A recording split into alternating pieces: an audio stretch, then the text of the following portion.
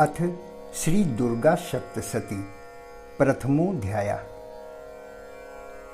मेधा ऋषि का राजा सुरथ और समाधि को भगवती की महिमा बताते हुए मधुकैटभ वध का प्रसंग सुनाना। ओम प्रथम चरित्रस्य ब्रह्मा ऋषिः महाकाली देवता गायत्री छन्दः नन्दाशक्तिः रक्तदन्तिका बीजम् अग्निस्त्वं ऋग्वेदः स्वरूपं श्रीमहाकाली प्रीत्यर्थे प्रथमचरित्र जपे विनियोगः।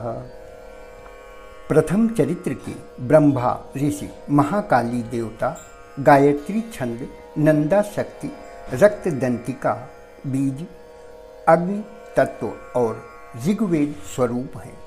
श्री महाकाली देवता की प्रसन्नता के लिए प्रथम चरित्र के जप में विनियोग किया जाता है। भगवान विष्णु के सो जाने पर मधु और कैटभ को मारने के लिए कमल जन्मा ब्रह्मा जी ने जिनका स्तवन किया था, उन महाकाली देवी का मैं सेवन करता हूँ।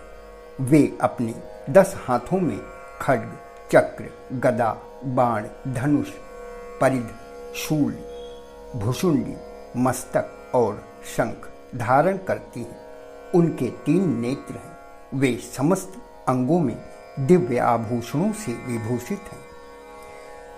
उनके शरीर की कांति नीलमणि के समान है तथा वे 10 मुख और 10 पैरों से युक्त हैं। मार्कंडेय जी बोले, सूर्य के पुत्र सावर्ण, जो 8वें मन कहे जाते हैं, उनकी उत्पत्ति की कथा विस्तार पूर्वक कहता हूँ, सुनो। सूर्य कुमार महाभाग सावर्ण भगवती महामाया के अनुग्रह से जिस प्रकार मनवंतर के स्वामी हुए, वही प्रसंग सुनाता हूँ। पूर्व काल की बात है। स्वारोचिस मनवंतर में सुरथ नाम के राजा थे, जो चैत्र वंश में उत्पन्न हुए थे। उनका समस्त भूमंडल पर अधिकार था। वे प्रजा का अपने औरस पुत्रों की भांति धर्मपूर्वक पालन करते थे। तो भी उस समय कोला विध्वंसी नाम के क्षत्रिय उनके शत्रु हो गए। राजा सुरथ की दंड नीति बड़ी प्रबल थी। उनका शत्रुओं के साथ संग्राम हुआ। यद्यपि कोला विध्वंसी संख्या में कम थे, तो भी राजा सुरथ युद्ध में उनसे परास्त हो गए। तब वे युद्ध भूमि से अपने नगर को लौट आए और केवल अपने देश के राजा होकर रह गए। समूची पृथ्वी से अब उनका अधिकार जाता रहा, किंतु वहां भी उन प्रबल शत्रुओं ने उस महाभाग राजा सुरथ पर आक्रमण कर दिया। राजा का बल क्षीण हो चला था, इसलिए उनके दुष्ट, बलवान और दुरात्मा मंत्रियों ने वहां उनकी राजधानी में भी राजकीय सेना और खजाने को हथिया लिया। सुरथ का प्रभुत्व नष्ट हो चुका था, इसलिए वे शिकार खेलने के बहाने घोड़े पर सवार होकर वहां से अकेले ही घने जंगल में चले गए। वहां उन्होंने विप्रवर मेघा मुनि का आश्रम देखा, जहां कितने ही हिंसक जीव अपनी स्वाभाविक हिंसावृत्ति छोड़कर परम शांत भाव से रहते थे। मुनि के बहुत से शिष्य उस वन की शोभा बढ़ा रहे थे। वहां जाने पर मुनि ने उनका सत्कार किया और वे मुनि श्रेष्ठ के आश्रम पर इधर उधर विचरते हुए कुछ काल रहे। फिर ममता से आकृष्ट चित्त होकर वहां इस प्रकार चिंता करने लगे, पूर्व काल में मेरे पूर्वजों ने जिनका पालन किया था, वही नगर आज मुझसे रहित है।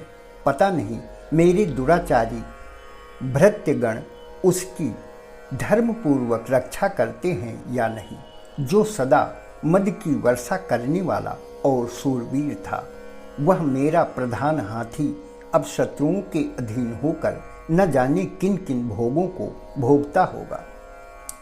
जो लोग मेरी कृपा, धन, भोजन पाने से सदा मेरे पीछे पीछे चलते थे, वे निश्चय ही अब दूसरे राजाओं का अनुसरण करते होंगे। उन अपव्ययी लोगों के द्वारा सदा खर्च होते रहने के कारण अत्यंत कष्ट से जमा किया हुआ मेरा वह खजाना खाली हो जाएगा। और भी कई बातें राजा सुरथ निरंतर सोचते रहते थे। एक दिन उन्होंने वहां विप्रवर मेघा के आश्रम के निकट एक वैश्य को देखा। उससे पूछा, भाई तुम कौन हो? यहाँ तुम्हारे आने का क्या कारण है? तुम क्यों शोकग्रस्त और अनमने से दिखाई दे रहे हो? राजा सुरथ का यह प्रेम पूर्वक कहा हुआ वचन सुनकर वैश्य ने विनीत भाव से उन्हें प्रणाम करके कहा। वैश्य बोला, राजन, मैं धनिकों के कुल में उत्पन्न एक वैश्य हूँ। मेरा नाम समाधि है। मेरी दुष्ट स्त्री पुत्रों ने धन के लोभ से मुझे घर से बाहर निकाल दिया है। मैं इस समय धन, स्त्री और पुत्रों से वंचित हूँ। मेरे विश्वसनीय बंधुओं ने मेरा ही धन लेकर मुझे दूर कर दिया है। इसलिए दुखी होकर मैं वन में चला आया हूँ। यहाँ रहकर मैं इस बात को नहीं जानता कि मेरे पुत्रों की, स्त्री की और स्वजनों की कुशल है या नहीं। इस समय घर में वे कुशलता से रहते हैं अथवा उन्हें कोई कष्ट है। वे मेरे पुत्र कैसे हैं?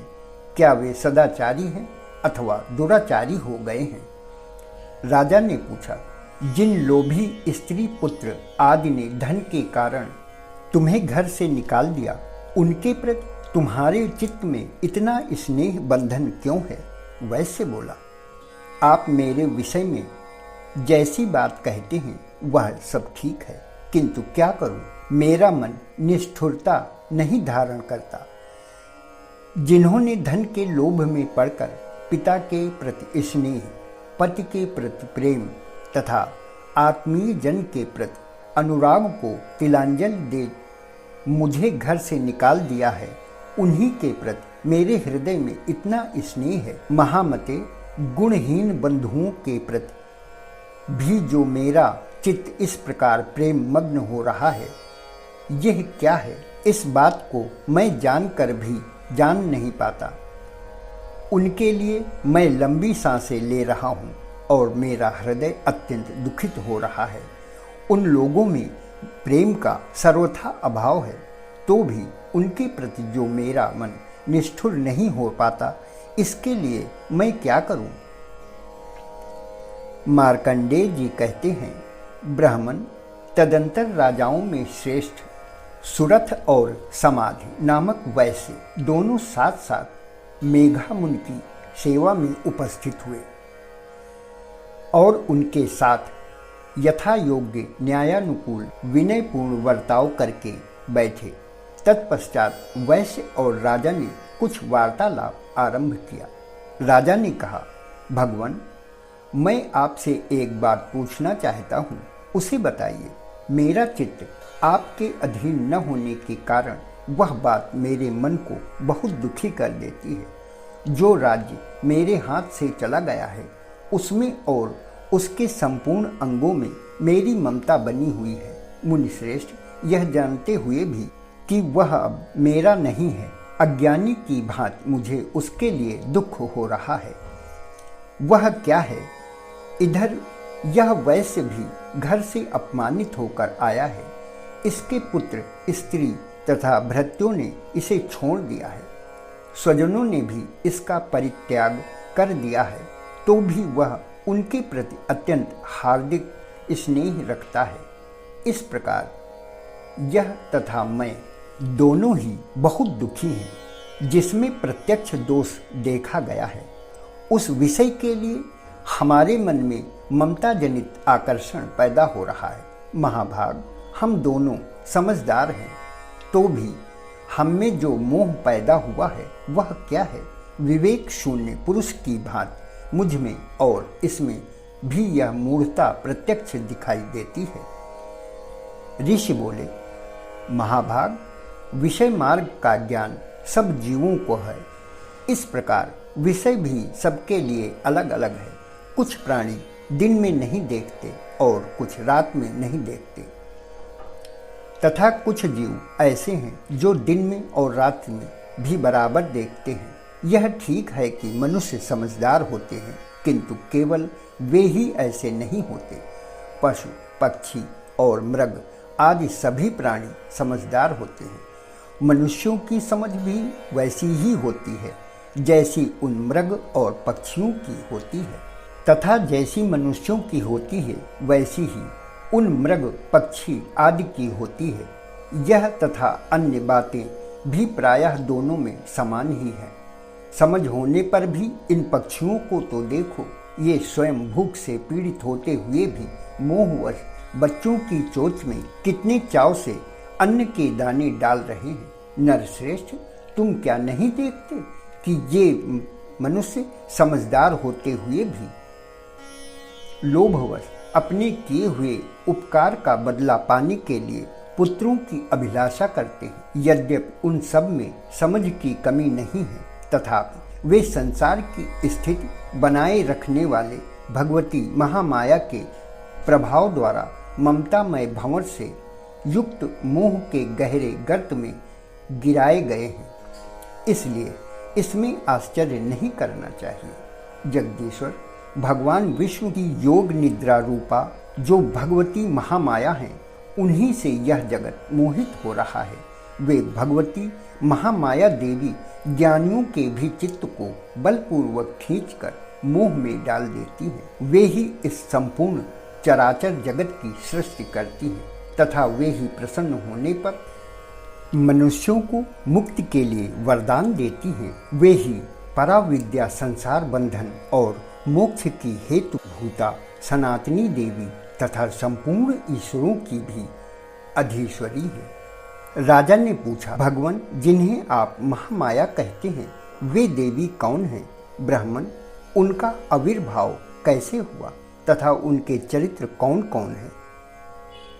ब्रह्मवेत्ताओं में श्रेष्ठ महर्षि, उन देवी का जैसा प्रभाव हो, जैसा स्वरूप हो और जिस प्रकार प्रादुर्भाव हुआ हो, वह सब मैं आपके मुख से सुनना चाहता हूँ।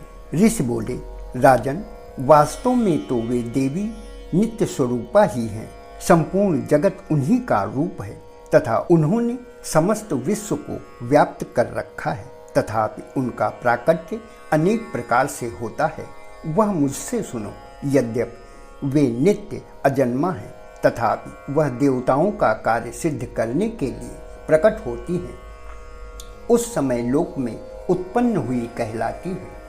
काल के अंत में जब संपूर्ण जगत एकारणों में निमग्न हो रहा था और सबके प्रभु भगवान विष्णु शेषनाग की शैया बिछाकर योग निद्रा का आश्रय ले रहे थे, उस समय उनके कानों के मैल से दो भयंकर असुर उत्पन्न हुए, जो मधु और कैटभ के नाम से विख्यात थे। वे दोनों ब्रह्मा जी का वध करने को तैयार हो गए। भगवान विष्णु के नाभिकमल में विराजमान प्रजापति ब्रह्मा जी ने जब उन दोनों भयानक असुरों को अपने पास आया और भगवान को सोया हुआ देखा, तब एकाग्र चित्र होकर उन्होंने भगवान विष्णु को जगाने के लिए उनके नेत्र में निवास करने वाली योग निद्रा का स्तवन आरंभ किया।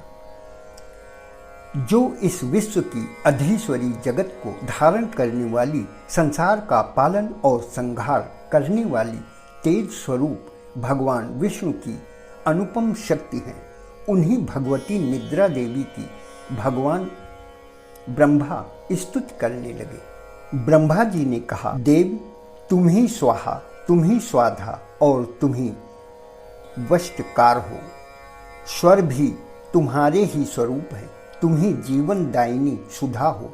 नित्य अक्षर प्रणव में अकार, उकार, मकार, इन तीन मात्राओं के रूप में तुम ही स्थित हो, तथा इन तीन मात्राओं के अतिरिक्त जो विंद रूपा नित्य अर्ध मात्रा है, जिसका विशेष रूप से उच्चारण नहीं किया जा सकता, वह भी तुम ही हो। देव, तुम ही संध्या, सावित्री तथा परम जननी हो। देव, तुम ही इस विश्व ब्रह्मांड को धारण करती हो। तुमसे ही इस जगत की सृष्टि होती है, तुम ही से इसका पालन होता है और सदा तुम ही कल्प के अंत में सबको अपना ग्रास बना लेती हो। जगन्मयी देवी, इस जगत को उत्पत्ति के समय तुम सृष्टि रूपा हो, पालन काल में स्थिर रूपा हो तथा कल्पांत के समय संहार रूप धारण करने वाली हो। तुम ही महाविद्या, महामाया, महामेघा, महास्मृति, महामोह रूपा महादेवी और महासुरी हो। तुम ही तीनों गुणों को उत्पन्न करने वाली सबकी प्रकृति हो। भयंकर काल रात्रि, महारात्रि, मोहरात्रि भी तुम ही हो। तुम ही श्री, तुम ही ईश्वरी, तुम ही ह्रीम और तुम ही बोध स्वरूपा बुद्धि हो। लज्जा, पुष्टि, तुष्टि, शांति, क्षमा भी तुम ही हो। तुम खड्ग धारिणी, शूल धारिणी, घोर रूपा तथा गदा, चक्र, शंख, धनुष धारण करने वाली हो। बाण, भुसुंडी और परिध ये भी तुम्हारे अस्त्र हैं। तुम सौम्य और सौम्यतर हो। इतना ही नहीं, जितने भी सौम्य और सुंदर पदार्थ हैं उन सब की अपेक्षा तुम अत्यधिक सुंदरी हो। पर और अपर सबसे परे रहने वाली परमेश्वरी देवी हो। सर्वस्वरूपे देवी, कहीं भी सत असत रूप जो कुछ भी वस्तुएं हैं और उन सब की जो भी शक्ति है वह तुम ही हो। ऐसी अवस्था में तुम्हारी स्तुति क्या हो सकती है?